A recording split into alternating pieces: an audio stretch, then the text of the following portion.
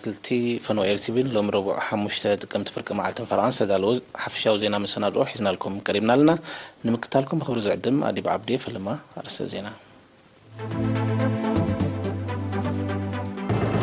إيرترا مبلغ عن حدن قبائي حبرا ودب سيفل أفيشن تساتف على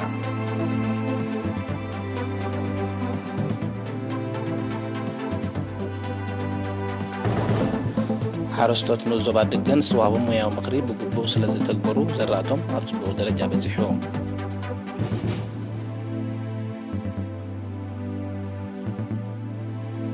بأتحزن عقابن سندات سلطنو أبلات حيلتات بوليسن زدان تمريرهم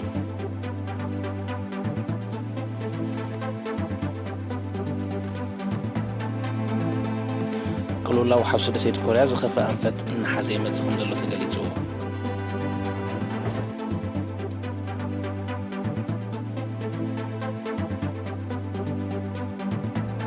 منغستي كولومبيان ب-ELN فلت عطر بجلن وقعوا زر سلام كجمهور تسمامعهم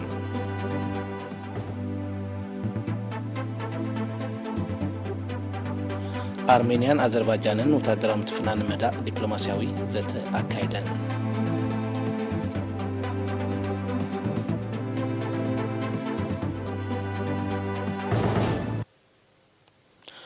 زرزرا زينام إيرترا مونتريال كندا أبزكان عزلو مبلا 4 حدن قبائي هقرا ودب سيفيل أفيشن تساتفالا ملكع زبطام سدالو تحستو قرى مسكال قرى زغير كبربوي إيرترا كاب إسلان شوعات المسكرم كساب شوعات تقمتي مونتريال كندا أبزكان عزلو مبلا 4 حدن قبائي هقراوي ودب سيفيل أفيشن تساتفالا أبزي 3 عمتاو قبائي وانا دايركتر بعال مزي سيفيل أفيشن أتو باولوس كحساين حلافي قنصلاو قدايات أب كندا أتو سامي العقبوني ساتفلو أتو باولوس أبزي اسمع مدري موحاس دحنتن سأتان زي نتسألو مخوانم بمتكاس إيرترا بخلو ممزنتات أفيشن سأتان دحنتان زو حاسة مخوانا كل أير إيرترا أبوح مقابيت كل التشيح كابز حنس أصدما إيرترا اتحتثلو زخواني حدقا كم زي قاطة مقاليسو نقودات أفيشن بوليتيكاوي أنفت بمتحاز كوننتن حقتاتن زغوسي نايت سلام مهزوتات كغاواح مسن حزب قصاتو باولوس اهغراوي ودب سيفيل افيشن بزل وسلطانن مورالو حلفنتن درب ملكعتاتا وغيدو عقب كبل تمحصينو بزي كازياتو باولوس نتغبار ادمساو تفتش دحنت مغعازي اير كمون نغداي نايتن بغلباب افيشن دولاونتن غزاتا وحدنتن زتحزلو ابال هاغرات بمتكاس اهغراوي ودب سيفيل افيشن نكبرون تاماننتن كابزفتاتنون نمسلو كابزدونن زعبتات كحيه بازخاخيرو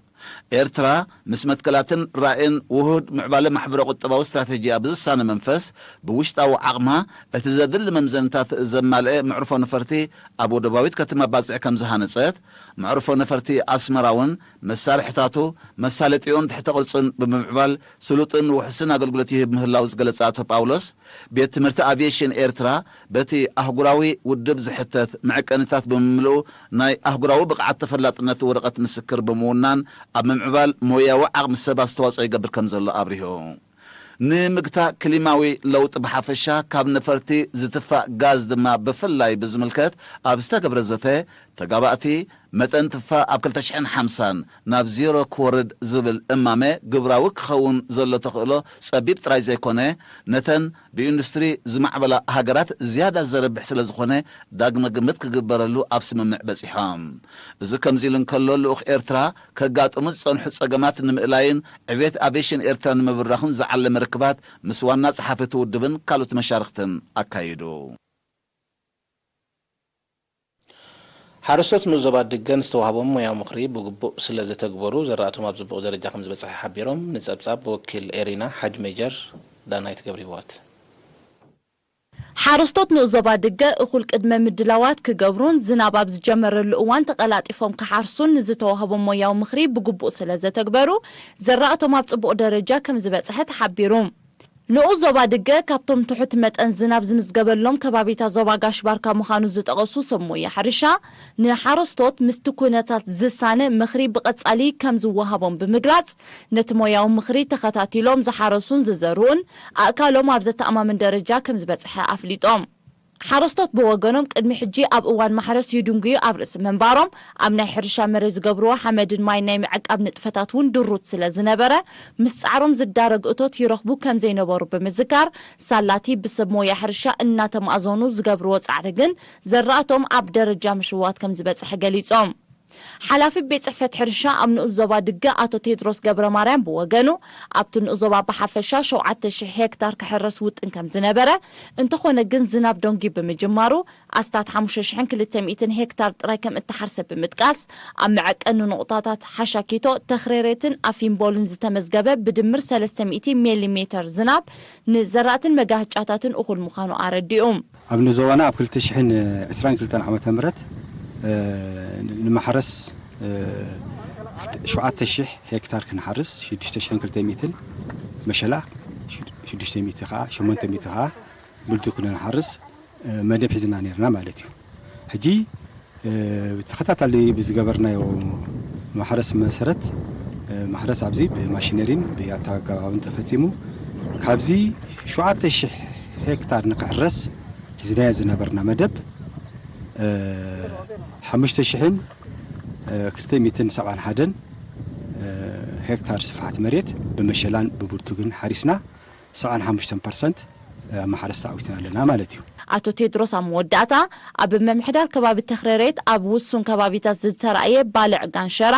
ሳላ ቁልጡፍ ሓበሬታ ሓረስቶትን ግቡእ ምክትታል ሰብ ሞያ ሕርሻን ጉድኣት ከይውረደ ኣብ ቁፅፅር ከም ዝኣተወ ብምርግጋጽ ሓረስቶት ምህርቶም ኣብ ቀፍኡ ክሳብ ዝኣቱ ዕቱብ ምክትታሎም ክቕጽሉ ኣተሓሳሲቦም ሓረስቶት ኣብዚ እዋን እዚ ምህርቶም ናብ ቀፉ ዝሓብሱሉ እዋን ስለ ዝኣኸለ ካብ ተጸባእቲ ባልዓት ጥንቃቄ ንገብሩ ዝኾነ ባልዓት ኣብ ገራቶም ምስርዩ ናብ ሚኒስትሪ ሕርሻ ንዞባ ድገ ብቐጥታ ቀልጢፎም ክሕብሩ ከም ዘለዎም ሓበሬታ ሂብናዮም እቲ ናይ ባልዕ ኩነታት ሓፈሻዊ ናይ ገራቶም ኩነታት ኩልሻዕ ከም ኤክስቴንሽን ኤጀንት መጠን ንሕና ኪላታትና አንቀሳቂስና ጽኑዕ ምክትታል ንገብር ኣለና ማለት እዩ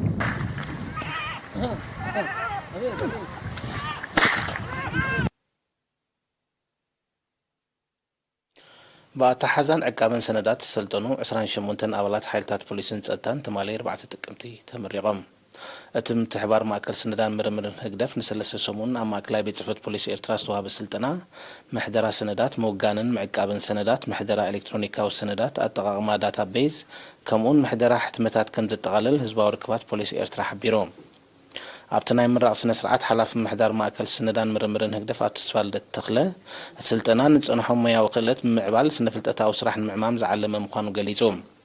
ዋና ሰነድ እትፈጣሪኡ ሰብ ወይ ትካል ጥራይ ዝበላቱ ተስፋልደት ኣብ ኣተሓዛን ዕቃበን ሰነዳት ዝርአ ሸለልትነት በቀሊሉ ዘይፈወስን ከቢድ ዋጋ ዘኸፍልን ክኸውን ስለ ዝኽእል ስልጠንቲ ነዚ ብግቡእ ተገንዚቦም ጥንቃቐ ክዘውትሩ ተላብዮም نوكيل هاجراو دحنت موكال قال زسمع ليتنا كورنيل رزنه تسفاي بغدو نت سلطنا بتقداسنت نزهبو ابلات ماكل سندان مرمرن بمسكان سلطنتن صنحهم ناي سراح لمدي بزقسمو خلص حسابهم غبراون تمرت خدرعو تلابيوم وكيل سلطنت دمانا اقداسنا زقسمو سلطنا متقاس زاتو زلا اخنا وشت تكال زاورن سندات ام عقاب كله ابز غبو طنقاقه غبو مرداتا كم زحازو غليصو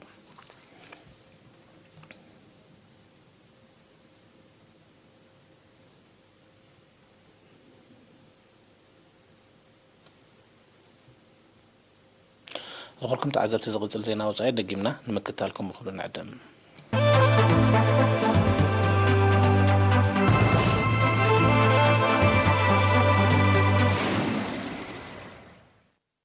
زينا وصعيد كلولاو حسد سيد كوريا زخف أنفتنا حزي يمتص خمزلو تقليزو زستحبرا أمريكان دوب كوريان كمل سجبر نايت سمين كوريا زكايدتون بالعلي جزات جابان زحلف أنفتنا باليستيك ميسايل تمال 4 تقمتي ميسايلات كم فتنا داحر مكلوحيم بزي كازد دحرت سمين كوريا زكايدتو فتنا ميسايل أمريكا دوب كوريان جابانن جزيف حبراو لمت كم زكايدان وتادراو تمرتن كحيلا 5 معني جلز اللوم سمين كوريا دحر 2017 فلما جزي بالعلي جزات جابان زحلف زكايدتو فتنا عبل علتن هجرات كبي شغلات كم فتريم صبصبات زردوم أمريكان دوب كوريان زكايدو زلو حبراو تادراو لمدات فتنا نيوكليساو ميسايل كتكايد كجدا كم زخيليا سمين كوريا تتنقط صني حزلام بس دماغلو لو حسد سيد كوريا ناب أسكاف درجونا عرقي خيط كم زلوم استغنتات كرب زلوم وقناتي تقصو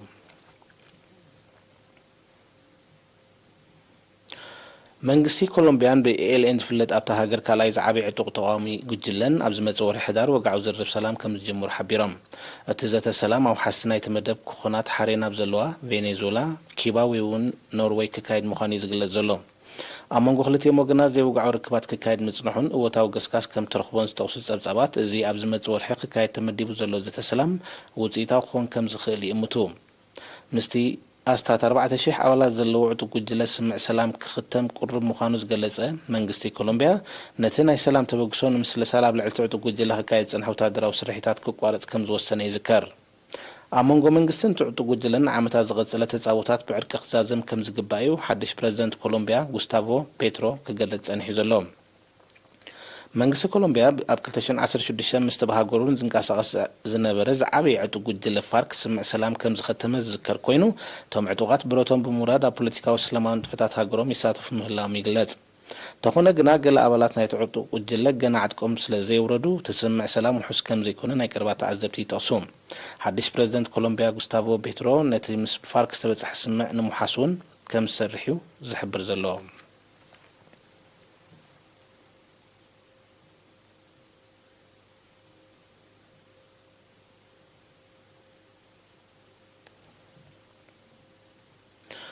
ኣርሜንያን ኣዘርባይጃንን ኣብ መንጎአን ተፈጢሩ ዘሎ ደባዊ ምሰሓብ ዝጠንቁ ወታደራዊ ምትፍናን ምህዳእ ኣብ ሳልሲ ህዝብ ከተማ ጀኔቫ ስዊዘርላንድ ዲፕሎማስያዊ ሰልጢ ኣካይደን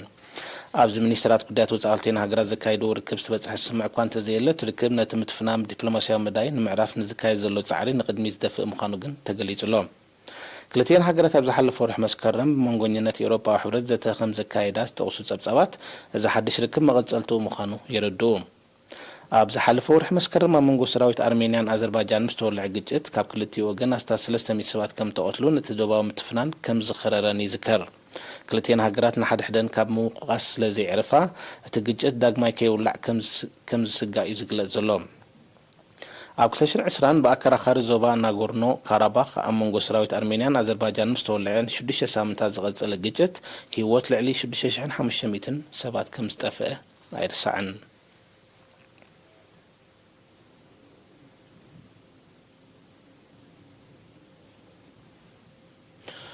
ኣብ ቱርኪ መጠን ቁጠባዊ ዝቕባበ ናብ ልዕሊ 80 ሚታዊት ከም ዝዓረገ ነዚ ድማ ኣብ ዝሓለፈ 24 ዓመታት ዝለዓለ ምዃኑ ጸብጻባት ሓቢሮም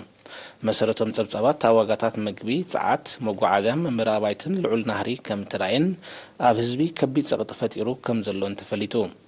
ክሊማዊ ምምዝባል ለበዳ ኮሮና ቫይረስን ኩናት ዩክሬንን ዝጠንቁ ኣብ ኤውሮጳ ተኸሲቱ ዘሎ ቁጠባዊ ቁልውላው ኣብ ሓፂር እዋን ዝፍወስ ከም ዘይመስል ክኢላታት ይእምቱ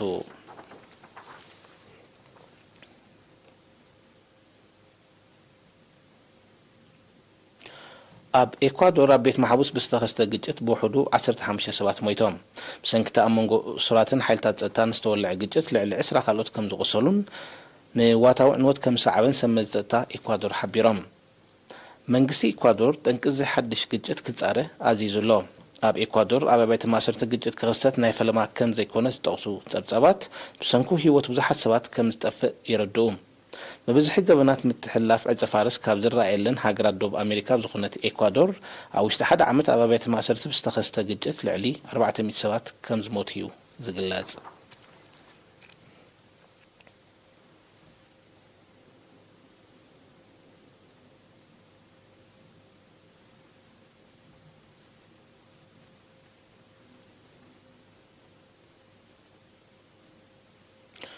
ኣሜሪካዊ ፈረንሳውን ኦስትራልያውን ክኢላታት ስነፍልጠት ተዓወቲ ሽልማት ኖቤል 2022 ኣብ ዓውዲ ፊዚክስ ኮይኖም ሰለስቲኦም ክኢላታት ስርዓተ መራኸቢታት ንምዕባል ዝሕግዝ ኣገዳሲ ምህዞ ብምግባሮም ነቲ ናይ $10 ሚልዮን ሽልማት ከም ዝበቕዑ ተገሊጹ ናይ ዝሓለፈ ዓመት ሽልማት ኖቤል ኣብ ዓውዲ ፊዚክስ ክሊማዊ ምዝባል ብቐሊሉ ንምርዳእ ዝኽእል ኣበርክቶ ንዝገበሩ ሰለስተ ክኢላታት ከም ተዓደለ ይዝከር ኣብ ፍልቀት ደቂ ሰብ መጽናዕታዊ ኣበርክቶ ዝገበረ ወደናዊ ክኢላ ስነፍልጠት ሳቫንታ ፓቦ ተዓዋት ሽልማት ኖቤል ኣብ ዓውዲ ሕክምና ምዃኑ ይፍለጥ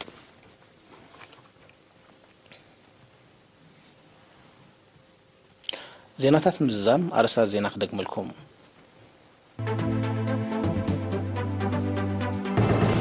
ኤርትራ መበል 41 ጉባኤ ሃገራዊ ውድብ ሲቪል አቪዬሽን ተሳተፋላ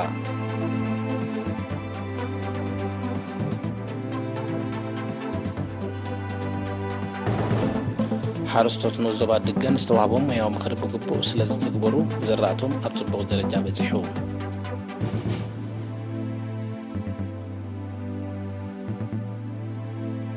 ብኣታሓዛን ዕቃበን ሰነዳት ሰልጠኑ ኣባላት ሓይልታት ፖሊስን ጸጥታን ተመሪቖም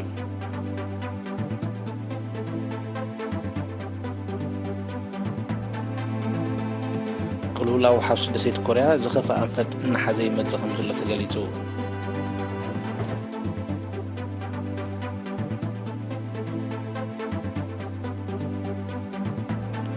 መንግስቲ ኮሎምቢያን በኤኤልኤን ዝፍለጥ ዕጡቅ ጉጅለን ወግዓዊ ዝረብ ሰላም ክጅምሩ ተሰማሚዖም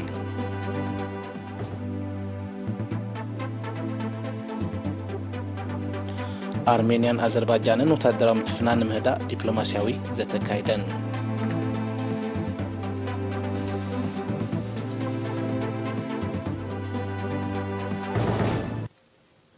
بارك زخوركم تعذبتنا الساعة 6 ዜናታት ውሽን ወፃን ኣብ ተዛዚምሎ ስለምክታልኩም ንምስገን